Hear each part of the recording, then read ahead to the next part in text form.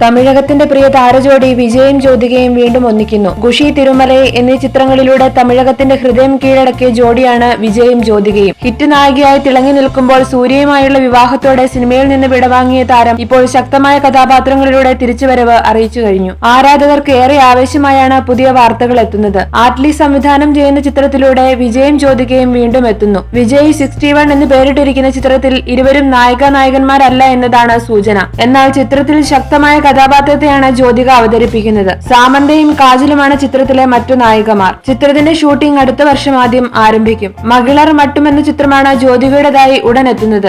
Vijay Attlee കൂട്ടിൽ പിറന്ന തെറി വൻ ഹിറ്റായിരുന്നു. വിജയ് 61 പൂർണ്ണമായും അമേരിക്കയിലാവും ചിത്രീകരിക്കുക. AR റഹ്മാനാണ് ചിത്രത്തിന്റെ സംഗീതം.